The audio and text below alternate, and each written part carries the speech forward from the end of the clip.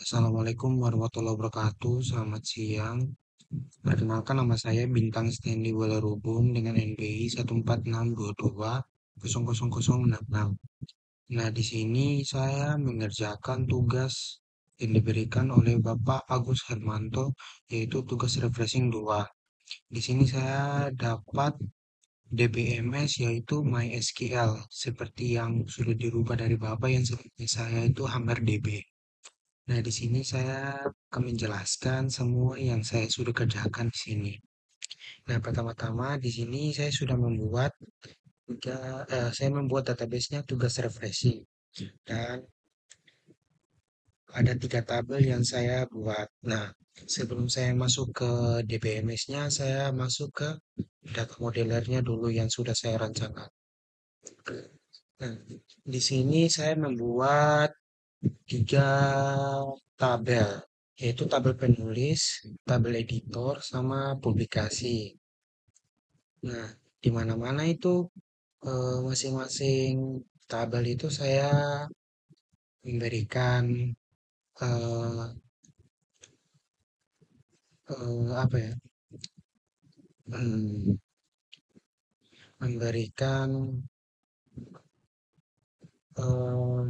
data tipe. Nah, semua yang saya pakai ini logikal semua. Nah, kalau di penulis nih, saya menamain penulis ID ini dengan primary key, dengan data tipe number, dengan total eh, ini 200, total tipenya 200. Kalau nama penulis saya menggunakan varchar 2. Kalau spesialis saya menggunakan varchar juga. Kalau kontak 70. Nah, beralih ke tabel editor. Di sini saya menggunakan editor itu sebagai primary key. Nah, di situ saya memasukkan data tipenya yaitu number dan total tipe datanya 200. Nama itu saya menggunakan varchar dengan total data 200. Kontak saya pakai number yaitu 70 total datanya. Dan publikasi. Nah, publikasi di sini saya menjadikan publikasi ID ini sebagai primary key karena dia itu awalan dari tabel ini.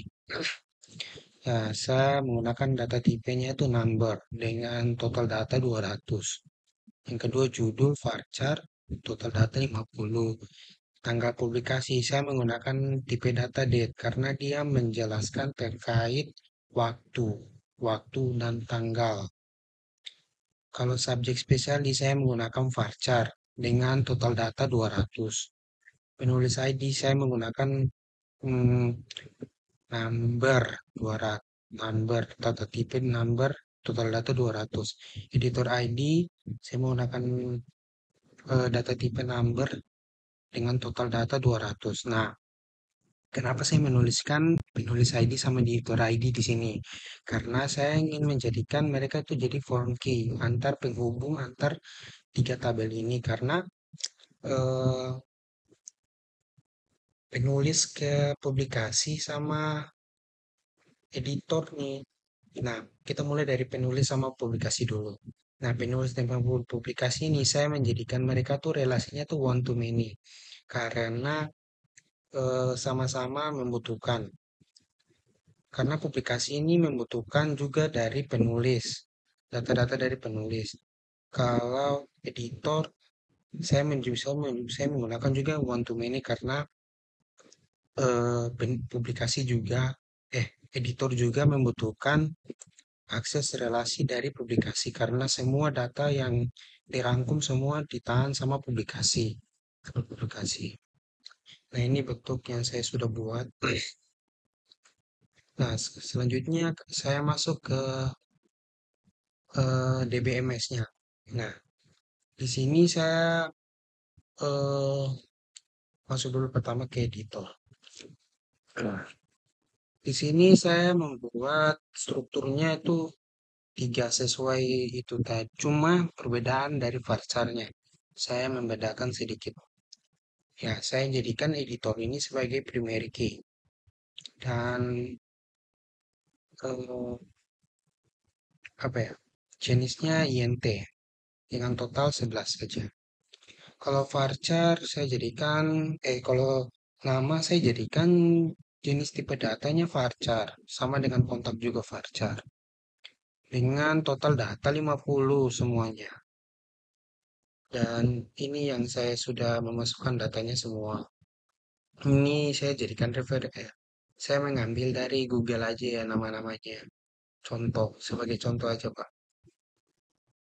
Dan kedua masuk ke penulis. Nah, penulis ini saya jadikan ada 4 isi di dalam tabel tersebut, yaitu penulis saya jadikan primary key. Yang kedua, nama, tipe datanya varchar, sama kayak yang tadi, sama editor tadi. Kalau spesialis saya jadikan varchar juga. Kontak juga sama varchar dengan total data 50. Penulis ID juga sama. Tipe aku kasih tipe datanya, total tipe datanya 11. Kalau publikasi INT, aku bikin dia tuh jadi primary kayak Pak. Jadi total datanya 11 INT. Judul saya jadikan varchar dengan total data 100.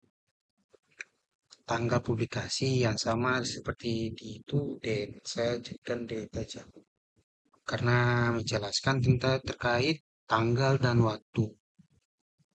Subjek spesialis saya jadikan varchar dengan total data 50. Nah, di sini ada penulis ID sama editor ID. Kenapa saya memasukkannya? Untuk ada relasi antar tabel-tabel tersebut saat saya menggunakan trigger. Nah, sekarang ini saya akan menunjukkan triggernya. Tadi saya sudah mencoba triggernya di tabel publikasi yaitu di sini.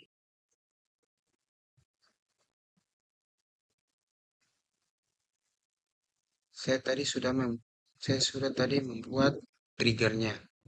Nah, saya memasukkan untuk triggernya itu saya merubahnya, eh, menghapus penulis ini hanya memiliki satu publikasi. Itu diizinkan. Nah, saya sudah membuatnya tadi. Dan selanjutnya tuh ke diagramnya, Pak. Nah, diagramnya itu saya membuat dari apa ya? Yang tadi saya buat tadi itu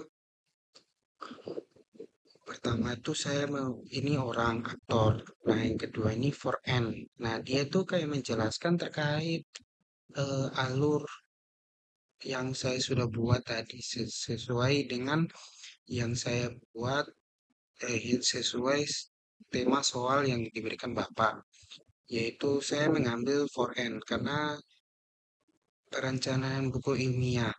Nah, for N menjelaskan antar muka pengguna untuk memasukkan, mengedit, dan menghapus data. Nah, for N ini untuk kayak misalnya merubah data dalam suatu struktur yang nanti kayak misalnya penjemputan buku ini nanti kayak ada satu yang sudah kali dewasa ya istilahnya. Nah, bisa dirubah dengan cara pakai for N ini, Pak. Nah, dan dirancang agar mudah digunakan, intuitif bagi pengguna menyampaikan informasi tentang buku, penulis, dan editor. Nah, di sini juga untuk mempermudah pengguna untuk melihat penulis sama editor yang membuat buku tersebut. Nah, APA. Kalau APA ini kayak membangun untuk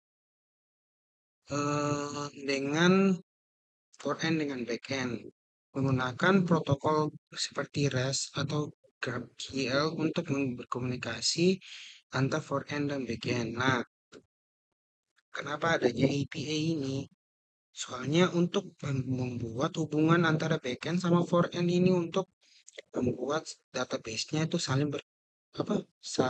berhubungan. Karena di backend dia menjelaskan itu menyediakan logika bisnis dan akses ke basis data terhubung dengan DBMS untuk melakukan operasi create, read, update, delete. Menerapkan logika mengatur hubungan antara penulis, editor. Nah, fungsinya backend ini untuk merubah. Nah, kegunaan backend ini dia tuh kayak merubah apa ya? Merubah data, terus mengupdate data, menghapus data yang sudah dibuat sama front. Nah, dua ini saling apa ya berhubungan lah, front-end. API ini yang membuat dua ini menjadi berhubungan gitu. Nah, dari sini terus kita menyimpan datanya ke database. Terus respon database-nya. Nah, dia tuh merespon ke sini kayak kayak mau berubah datanya nanti di sini terus di sini lagi di sini lagi. Nah, itu saja Pak dari penjelasan saya Pak. Mohon maaf kalau misalnya penjelasan saya kurang lengkap, kurang jelas atas pengucapan kata saya maupun penjelasan saya. Saya mohon maaf Pak karena eh, pengetahuan saya tidak luas Pak. Saya masih ingin belajar juga Pak. Belajar untuk menjadi yang terbaik Bapak. Itu saja Pak. Sekian dan terima kasih. Wassalamualaikum warahmatullahi wabarakatuh.